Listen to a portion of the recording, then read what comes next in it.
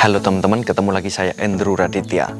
Banyak yang nanya, untuk pembentukan otot, tidur atau istirahat yang bagus, yang baik, itu berapa jam? Sebenarnya bukan berapa jam, tetapi lebih ke kualitas. Seberapa bagus kualitas tidur kita atau istirahat kita. Bingung nggak? Jangan kemana-mana.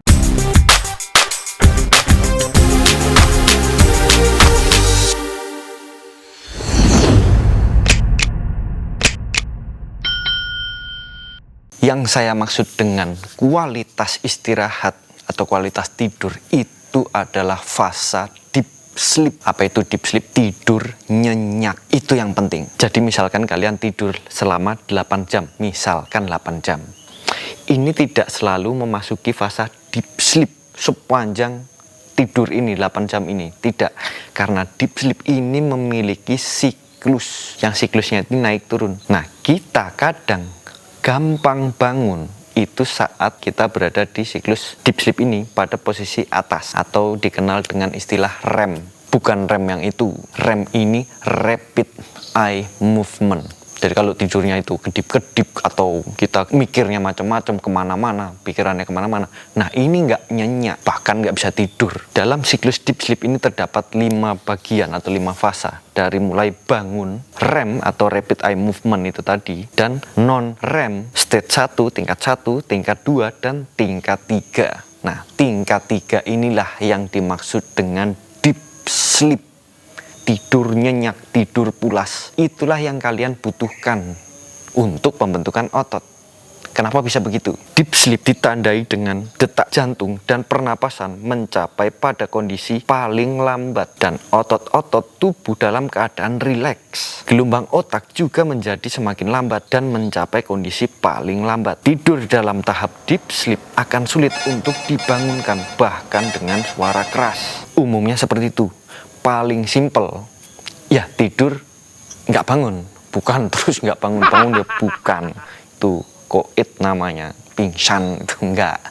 Jadi simpelnya kalau dalam kehidupan sehari-hari umumnya tidur yang bangunnya tidak dibangunkan. Misalkan kalian pasang alarm, sebelum alarm bunyi kalian udah bangun duluan, nah ini bagus. Atau bahkan alarm bunyi kalian nggak bangun, yaitu terlalu pulas ya nggak apa-apa, nggak masalah, itu yang bagus. Kenapa bisa begitu? Beberapa manfaat dari deep sleep atau tidur yang nyenyak yaitu pemulihan energi, regenerasi sel, meningkatkan suplai darah ke otot, mempromosikan pertumbuhan dan perbaikan jaringan dan tulang, memperkuat sistem kekebalan tubuh. Dari regenerasi sel dan perbaikan jaringan ini yang kita butuhkan dalam pembentukan otot. Maka dari itu, kalau kita latihan, kita merusak otot. Pada saat istirahat atau tidur, ini terjadi recovery. Nah, inilah yang dimaksud dengan perbaikan sel atau jaringan. Itu yang kita butuhkan dalam membentuk otot. Maka dari itu, bukan berapa jam, tapi lebih ke kualitas tidur atau kualitas istirahat kita. Jadi kalau saya ambil contoh, kalian tidur 8 jam, bahkan 10 jam sehari setelah latihan ya. Maksudnya dalam tujuan kita untuk recovery. Kalian tidurlah 10 jam, tetapi tidak nyenyak. Artinya gampang bangun. Tidur jam 9 misalkan, 9 malam. Jam 10 kadang melek, lihat jam, oh jam 10. Tidur lagi. Ntar jam 12 kebangun lagi sebentar, tidur lagi. Jam 3 bangun lagi, tidur lagi. Jam 5 bangun lagi, tidur lagi. Ini nggak nyenyak. Bagi saya ya, lebih mending tidur 4 jam tapi deep sleep atau nyenyak, benar-benar pulas, tidur blek, bangun-bangun udah 4 jam. Itu lebih mending seperti itu untuk pembentukan otot. Karena fase deep sleep itu sudah tercapai. Lumayan lah, walaupun tidurnya 4 jam tapi regenerasi sel atau pemulihan jaringan ini lebih cepat dibandingkan yang 10 jam tapi gampang bangun. Seperti itu. Saya pribadi pernah mengalami hal yang seperti itu. Perasaan tidur udah lama, tapi kok biasanya habis latihan, besoknya bangun tidur itu kan terjadi DOMS atau Delayed Onset Muscle Soreness. Jadi merasa nyeri pada otot, bukan sendi ya, otot.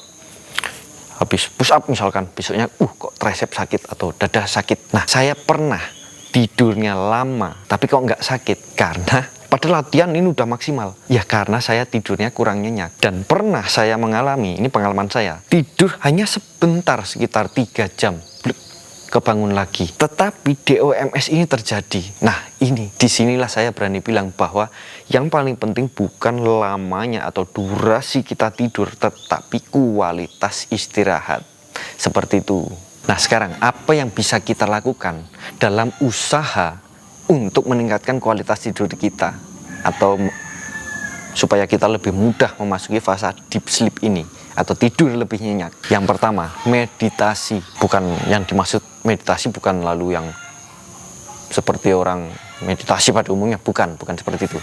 Jadi saat tidur, supaya lebih mudah tidur, lebih cepat tidur, itu pikiran jangan kemana-mana.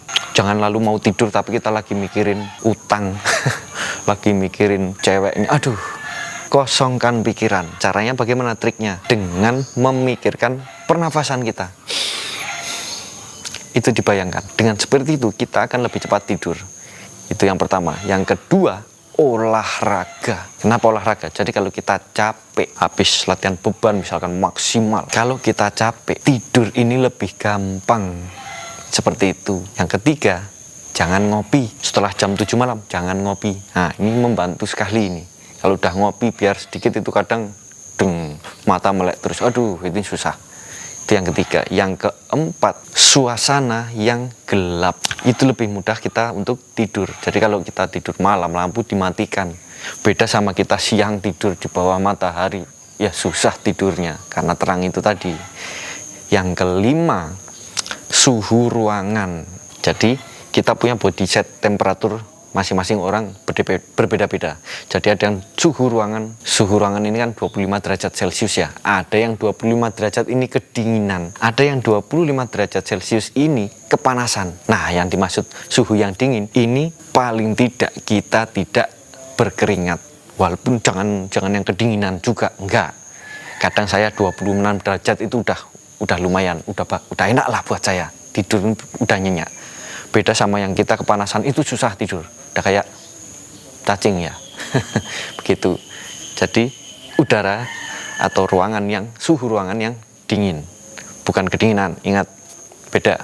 Atau bagi yang punya penyakit insomnia, usahanya bagaimana? Ada yang lebih ekstrim, ya obat tidur. Tapi ya disesuaikan tentunya dengan konsultasi sebelumnya, konsultasi dengan medis atau dengan resep dokter lah.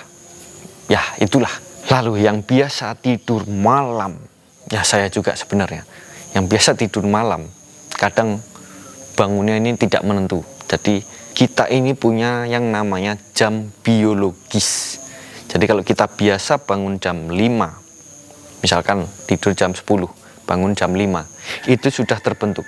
Besoknya atau suatu saat misalkan kalian lagi ada sibuk, lagi ada kerjaan atau apapun yang bikin kita tidur lebih dari jam tidur kita, bangunnya tetap jam 5 walaupun tanpa alarm. Ya ini nggak apa-apa. Selama kita telah melewati fase deep sleep ini, pembentukan otot tetap terjadi, recovery tetap terjadi. Walaupun kita bangun jam 5 misalkan dengan sendirinya, ini nggak masalah. Seperti itu. Oke, jadi yang terpenting itu bukan semata-mata berapa lama kita tidur, tetapi kualitas istirahat kita, kualitas tidur kita, deep sleep, tidur nyenyak, tidur pulas, itu yang penting itu. Oke, sekian dari saya. Jika dirasa bermanfaat, jangan lupa like, subscribe juga biar nggak ketinggalan tips-tips bermanfaat lainnya. Tetap semangat, sampai ketemu lagi.